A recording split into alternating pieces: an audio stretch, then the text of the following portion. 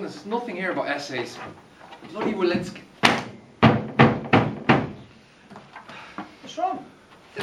This bookmark doesn't tell me anything about essay planning. Yeah, fair enough, it tells me loads about theory, loads about interest rates and fiscal policy and Ansof's matrix. Nothing in here about planning a BUSS4 essay. And like my students have got an exam in a couple of weeks. Nothing. And how many of them have we bought in for the students? What, 80 odd of them? Hold it. I don't know. It's rubbish. What are we going to do? Well, I was hoping you were going to help me, to be honest, because my students are coming in seeing me now at the moment and they're revising this book. There's nothing in it about structure. Forget that. Let me tell you how to write a decent essay. Basically, an essay is like a burger. What? If you imagine, yeah, an essay is just like a burger.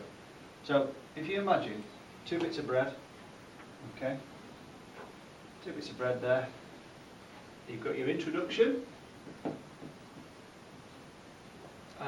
Would this be like an intro paragraph you might have? Yeah, an introductory paragraph. You'll have your conclusion at the end, and they basically just keep everything in the middle, and in the middle you've got all your meaty stuff, which is your big meaty paragraphs. So basically that's the structure of an essay. So we're thinking sort of 2 for, 2 against. Yep. Oh, you could actually have 1 for and 2 against, or 2 for, 1 against. I guess depending on time, isn't it? Depending on time. If you write huge paragraphs, you can still get the skills of application analysis doing that. I think as well, this intro as well, and not all students do it, but the intro is just there to set the scene really.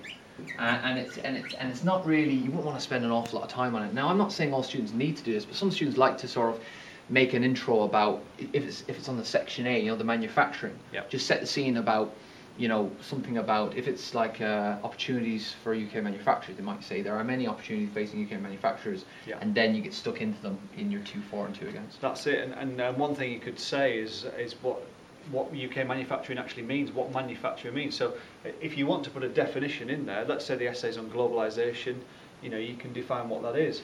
Yeah. So you can just say they're coming together of world markets to form a large market, and then start to. The thing is, if you've planned before your essay, you will have done a plan. So it's only natural that you could sort of hint at where this essay is going in your introduction. You might say something like, you know, there are several opportunities facing UK manufacturers. However, there are some threats, and it's just setting the scene and just say that what UK manufacturing is.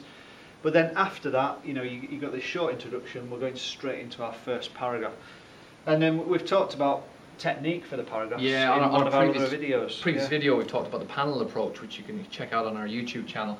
So we won't really go into that too much. I guess the key thing is that to gain evaluation marks, you've got to have shown a balanced argument before that. Now, the only way your argument can be balanced is if you're covering both sides. Now, you did say you can have 1 for, 2 against, 2 for, 1 against, or 2 and 2.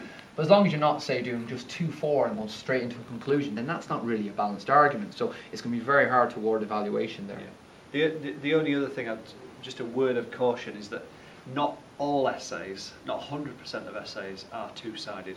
There is the odd essay where it might say discuss the factors affecting, you know, the success of UK manufacturing or something like that, and you might be best discussing 3 factors and then giving a conclusion where you would prioritise. Absolutely, which yeah. is the main factor.